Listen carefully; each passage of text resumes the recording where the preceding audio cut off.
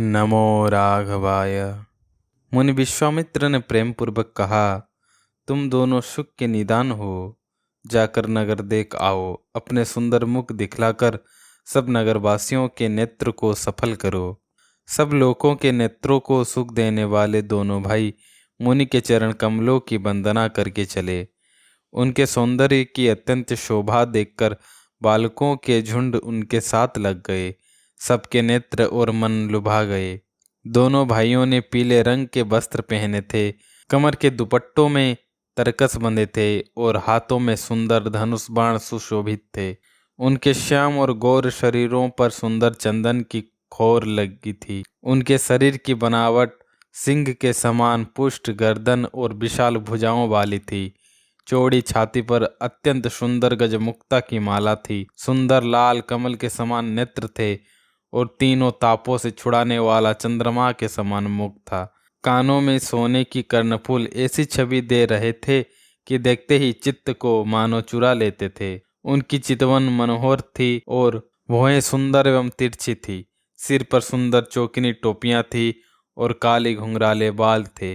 वे दोनों भाई नख से लेकर शिखा तक सुंदर थे और उनकी सारी शोभा जहाँ जैसी चाहिए वैसी ही थी। जब पूर्ववासियों ने यह समाचार पाया कि दोनों राजकुमार नगर देखने के लिए आए हैं, तब वे सब घर वार और सब काम काज छोड़कर ऐसे दौड़े मानो दरिद्र खजाना लुटने दौड़े हों। युवती स्त्रियां घर के झरोकों से लगी हुई प्रेम सहित श्री रामचंद्र जी के रूप को देख रही थी। वे आपस में प्रेम से बात कर रही थी। हे सखी, इन्होंने करोड़ों कामदेवों की छवि को जीत लिया है। देवता, मनुष्य, असुर, नाग और मुनियों में ऐसी शोभा तो कहीं सुनने में भी नहीं आती। हे सखी, ऐसा कौन शरीरधारी होगा जो इस रूप को देखकर मोहित न हो जाए। तब किसी सखी ने कोमल वाणी से कहा, ये दोनों महाराज दशरथ जी के पुत्र हैं। बाल राजहंसों का सा सुंदर जोड़ा है। ये मुनि विश्वामित्र के यज्ञ की रक्षा करने वाले हैं, जिनका श्याम शरीर और सुंदर कमल जैसे नेत्र हैं, जो मारीच और सुबाहु के मत को चूर करने वाले हैं। वे कौशल्या जी के पुत्र हैं। इनका नाम राम है। जो गोरे रंग और किशोर अवस्था के हैं तथा श्री राम जी के पीछे पीछे चल रहे हैं, वे इनके छोटे भाई हैं। उनका नाम लक्ष्मण है।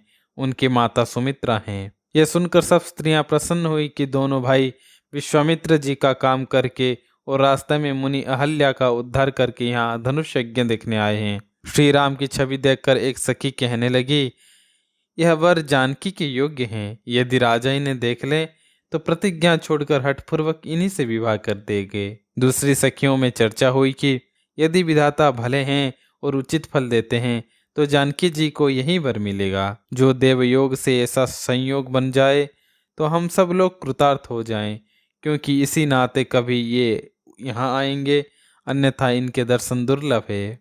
एक सखी ने धनुष की कठोरता पर संदेह व्यक्त किया, पर दूसरी ने दृढ़ता से कहा, जिनके चरणों की धूलि का स्पर्श पाकर अहल्या तर गई, वे क्या शिव जी का धनुष बिना तोड़े रहेंगे। यह विश्वास नहीं छोड़ना चाहिए। जिस ब्रह्मा ने सीता को संवार कर रचा है, उसी ने विचार कर सांवला वर भी रच रखा है। यह सुनकर सब हर्षित हुई और कहने लगी, ऐसा ही हो। जहाँ जहाँ दोनों भाई जाते हैं वहाँ वहाँ परम आनंद छा जाता है। दोनों भाई नगर के पूरब ओर गए, जहाँ धनुष यज्ञ के लिए रंगभूमि बनाई गई थी। वहाँ बहुत लंबा चौड़ा सुंदर ढाला हुआ पक्का आंगन था, जिस पर सुंदर और निर्मल वेदी सजाई गई थी। चारों ओर सोने के बड़े बड़े मंच बने थे, जिन पर राजा लोग बैठेंगे। उनके पीछे दूसरे मचानों का घेरा बना था, जहाँ नगर के लोग बैठेंगे। उन्हीं के पास विशाल एवं सुंदर सफेद और रंगीन मकान बनाए गए थे, जहाँ अपने अपने कुल के अनुसार सब स्त्रियां बैठकर देखेंगी। नगर के बालक कोमल वचन कह कहकर आदर पूर्वक श्री रामचंद्र जी को यज्ञशाला की रचना दिखला रहे थे। सब बालक इसी बहाने प्रेम के वश होकर श्री राम जी के मनोहर अंगों को छूकर पुलकित हो रहे थे। श्री राम जी ने सब बालकों को प्रेम के वश जानकर स्थानों की प्रेम पूर्वक प्रशंसा की। वे सब बालक अपनी अपनी रुचि के अनुसार उन्हें बुला लेते थे और दोनों भाई प्रेम सहित उनके पास चले जाते थे। श्री राम जी अपने छोटे भाई लक्ष्मण को मधुर वचन कहकर रचना दिखलाते थे, जिनकी आज्ञा पाकर माया एक पल में ब्रह्मांडों का समूह रच डालती है। भक्ति के कारण धनुषज्ञ शाला को चकित होकर देख रहे थे। इस प्रकार सब कौतुक देखकर वे गुरु के पास चले। उन्होंने मधुर बातें कहकर बालकों को जबरदस्ती विदा किया। फिर भय, प्रेम, विनय और बड़े संकोच के साथ दोनों भाई गुरु के चरण कमलों में सिर नवाकर आज्ञा पाकर बैठे। रात्रि का प्रवेश होते ही मुनि ने आज्ञा दी। तब सब ने संध्या वंदन किया। फिर प्राचीन कथाएं तथा इतिहास कहते कहते सुंदर रात्रि दोपहर बीत गई। तब श्रेष्ठ मुनि ने जाकर शयन किया। दोनों भाई उनके चरण दबाने लगे। जिनके चरण कमलों के लिए वैराग्यवान पुरुष भी जप और योग करते हैं, मुनि ने बार बार आज्ञा दी। तब श्री रघुनाथ जी ने जाकर शयन किया। लक्ष्मण जी श्री राम जी के चरणों को हृदय से लगाकर भय और प्रेम सहित परम सुख का अनुभव करते हुए उनको दबा रहे थे। प्रभु ने बार बार कहा, हे तात, अब सो जाओ। तब लक्ष्मण जी उन चरण कमलों को हृदय में धरकर लेटे रहे। रात बीतने पर मुर्गे की आवाज कानों से सुनकर लक्ष्मण जी उठे। जगत के स्वामी सुजान श्री रामचंद्र जी भी गुरु से पहले ही जाग गए। दोनों भाइयों ने सब सोच क्रिया करके स्नान किया। फिर नित्य कर्म समाप्त करके उन्होंने मुनि विश्वामित्र को मस्तक नवाया। पूजा का समय जानकर गुरु की आज्ञा पाकर दोनों भाई फूल लेने चले। उन्होंने राजा जनक का सुंदर बाग देखा, जहां मानो बसंत ऋतु लुभा कर रह गई थी। मन को लुभाने वाले अनेक वृक्ष लगे थे। रंग बिरंगी उत्तम लताओं के मंडप छाए थे। वहां पपीहे, कोयल, तोते, चकोर आदि पक्षी मीठी बोल बोल रहे थे और मोर सुंदर नृत्य कर रहे थे। बाग के बीचों बीच एक सुहावना सरोवर था, जिसमें मणियों की सीढ़ियां विचित्र ढंग से बनी थी। उसका जल निर्मल था, जिसमें अनेक रंगों की कमल खिले थे। बाग और सरोवर को देखकर प्रभु श्री रामचंद्र जी भाई लक्ष्मण सहित हर्षित हुए। चारों ओर दृष्टि डालकर और मालियों से पूछकर वे प्रसन्न मन से पत्र पुष्प लेने लगे। उसी समय सीता जी वहां आई। माता ने उन्हें गिरिजा जी पार्वती की पूजा करने के लिए भेजा था। उनके साथ सब सुंदरी और सयानी सखियां थी, जो मनोहर वाणी से गीत गा रही थी। सरोवर के पास गिरिजा जी का मंदिर सुशोभित था, जिसका वर्णन नहीं किया जा सकता। सखियां सहित सरोवर में स्नान करके सीता जी प्रसन्न मन से गिरिजा जी के मंदिर में गई। उन्होंने बड़े प्रेम से पूजा की और अपने योग्य सुंदर वर मांगा। एक सखी सीता जी का साथ छोड़कर फुलवाड़ी देखने चली गई थी। उसने जाकर दोनों भाइयों को देखा और प्रेम में विह्वल होकर वह सीता जी के पास आई। सखियों ने उसकी दशा देखी कि उसका शरीर पुलकित है और नेत्रों में जल भरा है। सब कोमल वाणी से पूछने लगी कि अपनी प्रसन्नता का कारण बता। उसने कहा, दो राजकुमार बाग देखने आए हैं। किशोर अवस्था के हैं और सब प्रकार से सुंदर हैं। उनके सौंदर्य को मैं कैसे बखान कर कहूँ। वाणी बिना नेत्र की है और नेत्रों की वाणी नहीं है। यह सुनकर सीता जी के हृदय में बड़ी उत्कंठा जानकर सब सयानी सखियां प्रसन्न हुई। तब एक सखी ने पहचानते हुए कहा कि ये वही राजकुमार हैं जो कल विश्वामित्र मुनि के साथ आए हैं और जिन्होंने अपने रूप की मोहिनी डालकर नगर के स्त्री पुरुषों को अपने बस में कर लिया है। उसके वचन सीता जी को अत्यंत ही प्रिय लगे और दर्शन के लिए उनके नेत्र अकुला उठे। उसी प्यारी सखी को आगे करके सीता जी चली। पुरानी प्रीति को कोई लख नहीं पाता। नारद जी के वचनों का स्मरण करके सीता जी के मन में पवित्र प्रीति उत्पन्न हुई। वे चकित होकर सब और ऐसे देख रही थी मानो डरी हुई मृगछोनी इधर उधर देख रही हो। दूर से आते हुए सीता जी के कंकण, करधनी और पायजेब के शब्द सुनकर श्री रामचंद्र जी हृदय में विचार कर लक्ष्मण से कहते हैं, यह ध्वनि ऐसी है मानो कामदेव ने विश्व को जीतने का संकल्प करके डंके पर चोट मारी हो। ऐसा कहकर श्री राम जी ने फिर कर उस ओर देखा। श्री सीता जी के मुख रूपी चंद्रमा को निहारने के लिए उनके नेत्र चकोर बन गए। सुंदर नेत्र स्थिर हो गए, मानो निमि ने सकुचाकर पलकें छोड़ दी। सीता जी की शोभा देखकर श्री राम जी ने बड़ा सुख पाया। हृदय में वे सराहना करते हैं पर मुख से वचन नहीं निकलते। उनकी शोभा ऐसी थी मानो ब्रह्मा ने अपनी सारी निपुणता को मूर्तिमान कर संसार को दिखा दिया हो। वह शोभा सुंदरता को भी सुंदर करने वाली थी।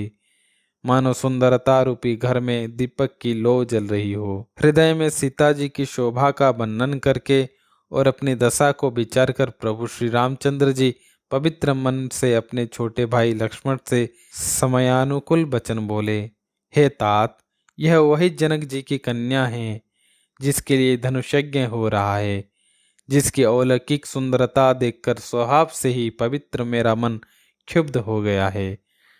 वह सब कारण तो विधाता जाने, किंतु हे भाई सुनो, मेरे मंगलदायक यानी दाहिने अंग फड़क रहे हैं। उन्होंने कहा, रघुवंशियों का यह सहज स्वभाव है कि उनका मन कभी कुमार्ग पर पैर नहीं रखता।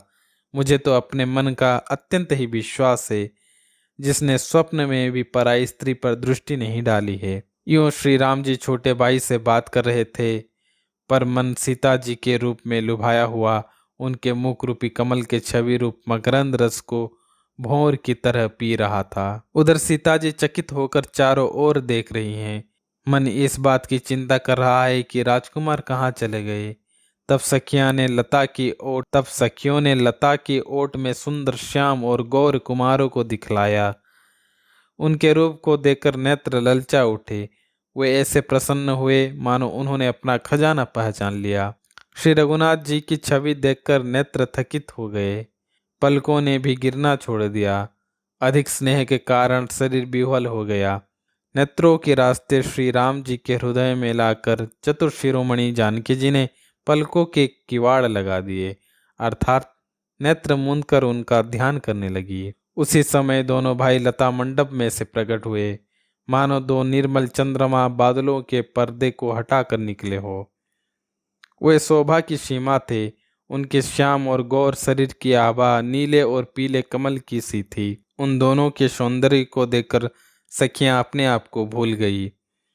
एक चतुर सखी धीरज धरकर हाथ पकड़कर सीता जी से बोली, गिरिजा जी का ध्यान फिर कर लेना, इस समय राजकुमार को क्यों नहीं देख लेती। तब सीता जी ने सकुचाकर नेत्र खोले और रघुकुल के दोनों सिंहों को आपने सामने देखा। नख से शिका तक श्री राम जी की शोभा देखकर और फिर पिता का प्रण याद करके उनका मन बहुत क्षुब्ध हो गया कि इस सुंदर वर के लिए यह कठिन प्रण क्यों है। जब सखिया ने सीता जी को प्रेम के वश देखा, तब भयभीत होकर कहने लगी कि बड़ी देर हो गई, अब चलना चाहिए। एक सखी ने रहस्य भरी वाणी से कहा कि कल इसी समय फिर आएंगी। सखी की यह वाणी सुनकर सीता जी सकुचा गई। देर हो गई जान उन्हें माता का भय लगा।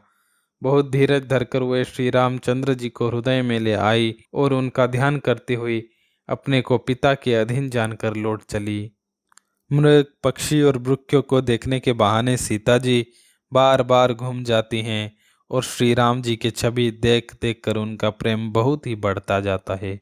शिव जी के धनुष को कठोर जानकर वे विश्रुति मन में विलाप करती हुई हृदय में श्री राम जी की सांवली मूर्ति को रखकर चली। प्रभु श्री राम जी ने जब सुख स्नेह शोभा और गुणों की खान श्री जानकी जी को जाती हुई जाना, तब परम प्रेम की कोमल स्याही बनाकर उनके स्वरूप अपने सुंदर चित्त रूपी भित्ति पर चित्रित कर दिया। सीता जी पुनः भगवान जी के मंदिर में गई और उनके चरणों की वंदना करके हाथ जोड़कर बोली। उन्होंने गिरिजा जी की स्तुति करते हुए कहा, हे श्रेष्ठ पर्वतों के राजा हिमाचल की पुत्री पार्वती, आपकी जय हो। आप संसार को उत्पन्न पालन और नाश करने वाली हैं।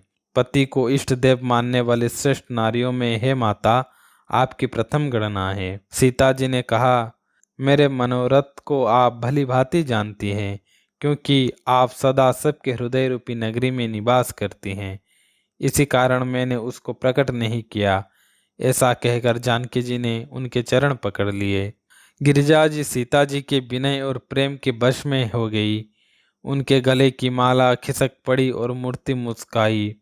सीता जी ने आदरपूर्वक उस प्रसादी माला को सिर पर धारण किया। गौरी जी का हृदय हर्ष से भर गया और वे बोली, सुनो सिय सत्य असिस हमारी, पूजहि मन कामना तुम्हारी। नारद जी का वचन सदा पवित्र और सत्य है। जिसमें तुम्हारा मन अनुरक्त हो गया है, वही वर तुमको मिलेगा। वह दया का खजाना और सुजान है। इसी प्रकार से गौरी जी का आशीर्वाद सुनकर जानकी जी समेत सब सखियां हृदय में हर्षित हुई। हृदय में सीता जी के सौंदर्य की सराहना करते हुए दोनों भाई गुरु जी के पास गए। श्री रामचंद्र जी ने विश्वामित्र से सब कुछ कह दिया, क्योंकि उनका स्वभाव सरल है, छल तो उसे छूता भी नहीं है। फूल पाकर मुनि ने पूजा की और दोनों भाइयों को आशीर्वाद दिया कि तुम्हारे मनोरथ सफल हो। यह सुनकर श्री राम लक्ष्मण सुखी हुए। भोजन करके श्रेष्ठ मुनि विश्वामित्र जी कुछ प्राचीन कथाएं कहने लगे। दिन बीत गया और गुरु की आज्ञा पाकर दोनों भाई संध्या करने चले। पूर्व दिशा में सुंदर चंद्रमा उदय हुआ। श्री रामचंद्र जी ने उसे सीता के मुख के समान देखकर सुख पाया। फिर मन में विचार किया कि यह चंद्रमा सीता जी के मुख के समान नहीं है, क्योंकि इसका जन्म खारे समुद्र में हुआ। विष इसका भाई है। दिन में यह मलिन रहता है, यह कलंक से युक्त है। यह घटता बढ़ता है और विरहिणी स्त्रियों को दुख देता है। यह चकबे का शोक देने वाला और कमल का बैरी है। अतः श्री राम जी ने निष्कर्ष निकाला कि जानकी जी के मुख की उपमा चंद्रमा को देने में बड़ा दोष लगेगा। इस प्रकार चंद्रमा के बहाने सीता जी के मुख की छवि का वर्णन करके बड़ी रात हो गई जान वे गुरु जी के पास चले। मुनि के चरण कमलों में प्रणाम करके आज्ञा पाकर उन्होंने विश्राम किया। रात बीतने पर श्री रघुनाथ जी जागे और भाई को देखकर कहने लगे, हे तात, देखो कमल, चकवा और समस्त संसार को सुख देने वाला अरुणोदय हुआ है। लक्ष्मण जी ने हाथ जोड़कर कहा, अरुणोदय होने से कुमुदिनी सकुचा गई और तारागणों का प्रकाश फीका पड़ गया। जिस प्रकार आपका आना सुनकर सब राजा बलहीन हो गए हैं। सब राजा रूपी तारे उजाला करते थे, पर वे धनुष रूपी महान अंधकार को हटा नहीं सकते। रात्रि का अंत होने से जैसे कमल, चकवे आदि हर्षित हो रहे हैं, वैसे ही है प्रभु, आपके सब भक्त धनुष टूटने पर सुखी होंगे। सूर्य उदय हुआ, बिना ही परिश्रम अंधकार नष्ट हो गया। हे रघुनाथ जी, सूर्य ने अपने उदय के बहाने सब राजाओं को प्रभु का प्रताप दिखलाया है। आपकी भुजाओं के बल की महिमा को उद्घाटित करने के लिए ही धनुष तोड़ने की यह पद्धति प्रकट हुई है। भाई के वचन सुनकर प्रभु मुस्कुराए। फिर स्नान और नित्य कर्म करके वे गुरुजी के पास आए और उनके सुंदर चरण कमलों में सिर नवाया। तब जनक जी ने सदानंद जी को बुलाया और उन्हें तुरंत ही विश्वामित्र मुनि के पास भेजा। उन्होंने आकर जनक जी की विनती सुनाई। विश्वामित्र जी ने हर्षित होकर दोनों भाइयों को बुलाया।